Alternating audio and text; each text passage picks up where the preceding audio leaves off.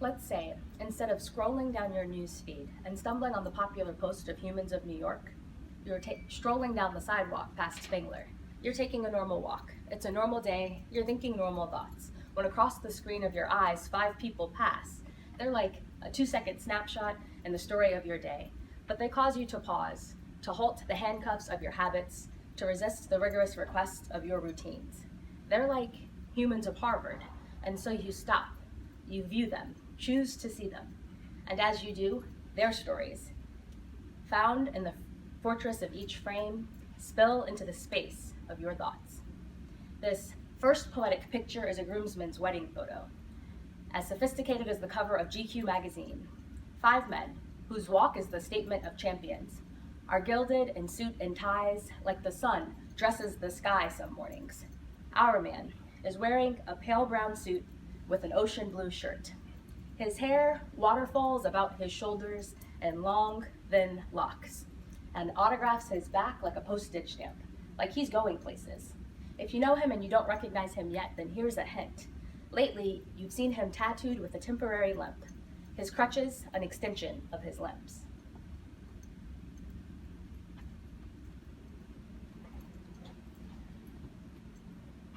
The second image is of a young woman. Either the photographer is tall or she's just really short. You probably guessed the latter, but sometimes reality is more a matter of perspective than a matter of fact. She holds a glass of white wine in her right hand, and over the architecture of that same shoulder, she is looking up and glancing back. As she perfects the palace of this pose, she peers at you from underneath the curve of her black frame glasses. You can barely see it through the 2 lenses, but there seems to be the subtlety of a secret planted in the acorns of her eyes. Her smile, oh God, her smile is like a basket of brilliance hammocked between the palms of her cheeks. She grins as if there were a handful of diamonds set in the shell of her lips, treasured by the dusk of her skin. Photographs, by their very nature, are silent. But I bet this one sparkles when she speaks.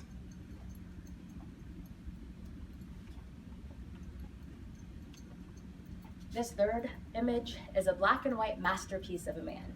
It's a bit grainy, like an afterthought when you try to recollect it. A little blurred, like an intentional insult, salted with sarcasm. He wears white, bright frames with ink black lenses. White words, bold and in a font named Impact, are plastered across the lower third of his jaw and the upper portion of his chest. They read, straight out of all the fucks. It's a sentiment that's consistent with every muscle of his expression, with the slouch of his shoulders, with the gravity of his lean. You wonder if the trinity of his baldness, beard, and blackness don't make him seem a little angry. But you tell yourself he's probably more misunderstood than mean. His smirk is a skeptic's scepter. His voice is depth, his quiet roar, his peeled off mask, his hidden wound, and thoughtful truth. Voiceless though he is, he says everything.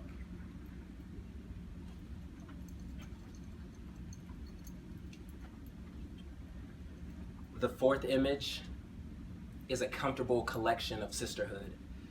She stands at the far left in a set of 4 women that look so much alike that they could be kin.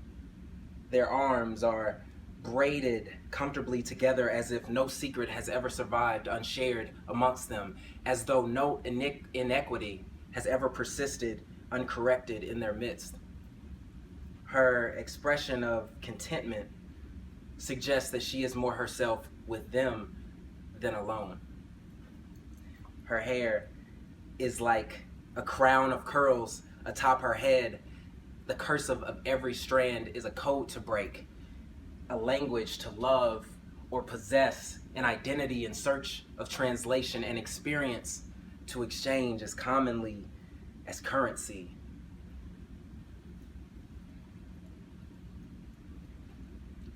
Like the second, this 5th photo is of a young woman. But here there is no question about it. She is tall. Her legs seem to skyscraper the sidewalk beneath the softness of her steps. As she walks along a low wall, the wings of her arms are airplaned east to west. She has rotated them approximately 30 degrees more than the tilt of her head. The intensity and consistency of her downward gaze tell of her focus. The hint of a smile reveal a simple joy. Her eyes may share a simple sadness. And so she stands, carefully balancing one foot in front of the other.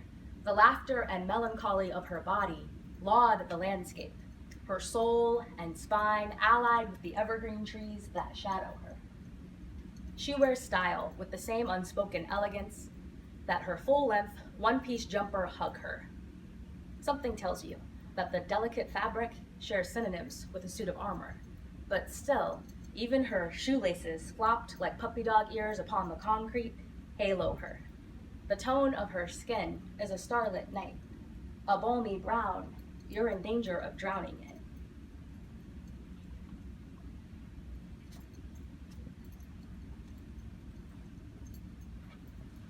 Five people, 5 poems, worth taking another glance.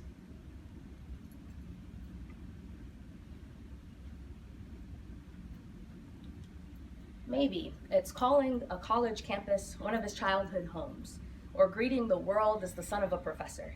But he seems to have internalized an intellectual interest, and he's coupled it with a motivation for impact.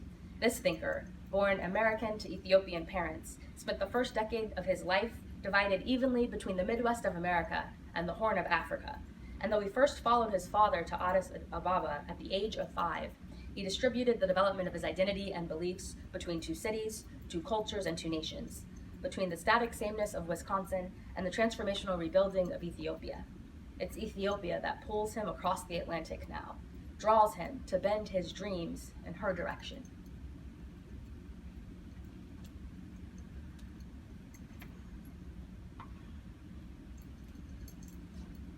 She's discarding a lifelong habit of holding some friendships as casually as she holds her wine glasses. She's learning that vulnerability requires a tight grip on commitment and the willingness to let go of some secrets. Quite frankly, she rarely lets it slip that she is a trust fund baby, the only daughter of doctors, the centerpiece of a charmed childhood in Charlotte. And there's nothing wrong with such status. It is what it is. It is privilege. It is barrier. It is access. It is affording Stanford. It is too many lonesome lunches spent between kindergarten and senior year. It's that same enduring isolation that wallpapers the classrooms of predominantly white private schools. But yet, remember, sometimes reality is more a matter of perspective than a matter of fact. She is telling herself, even on rainy days, that the problems that she faces are relatively non-existent, even if they hurt. She is practical, like her father. She loves unicorns, and music has slipped through the cracks of the wall she's built so that her heart is given to rhythm and sound. She is afraid of being alone. And as good a friend as loneliness has been, she still desires to open up to people, to uncover this basket of brilliance, to accept and share her truth, to connect, to know others well, and to be well known.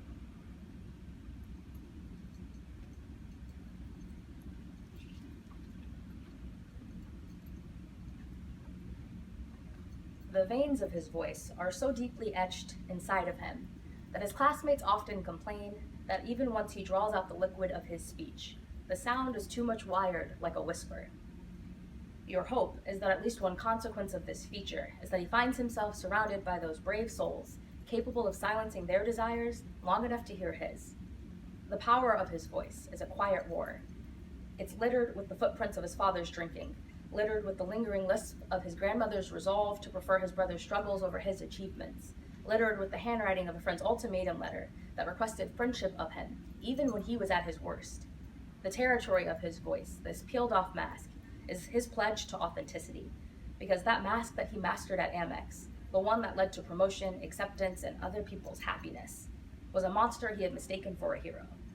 The hollow of his voice, this hidden wound, is a hard dose of truth. Though his identity has been shaped by things beyond his control, like circumstance, he, thoughtful, powerful, is also shaping it.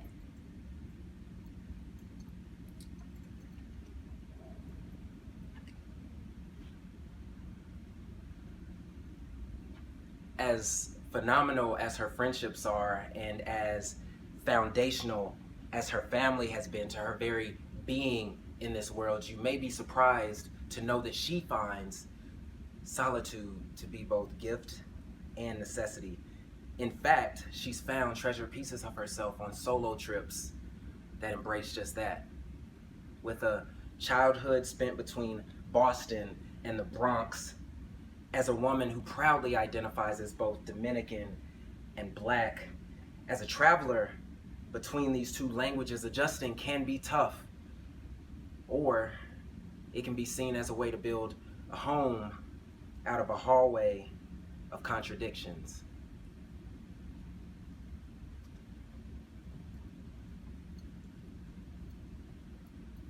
It doesn't come up in everyday walks or in commonplace talks that some of the early floors of her skyscraper were a high-rise of horror stories. It can be hard to forget the patterns that her father's knuckles hopscotched on the concrete of her mother's cheekbones, difficult to erase the recollection of an escape, remove the remembrance of an absence, cancel the cost of a loss that seemed so intent on memorializing itself inside of her fears, hopes, and dreams. Nevertheless, the residue of her resiliency caught an opportunity of an elite education. She is grateful to have collided with the intensity and consistency of a volleyball coach's unwavering commitment, selfless support, and extreme expectations. She began boarding buses and boarding airplanes beyond the steps of Brooklyn's Flatbush Ave. Beyond prep for prep, she journeyed east to west, took on tournaments, and conquered championships, collecting scholarships like some folks collect coins. And that's just the sport. Both on and off the court, she forged or followed or found a way, and she's doing more than just survive. She's taking step after step, pocketing a bit of progress, styling big and small victories towards dreaming and achieving and being alive.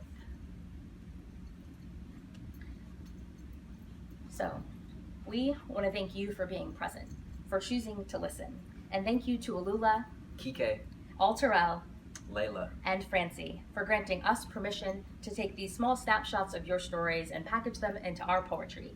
It's worth remembering that these snapshots of these lives spoken on our lips are snapshots filtered through my lens.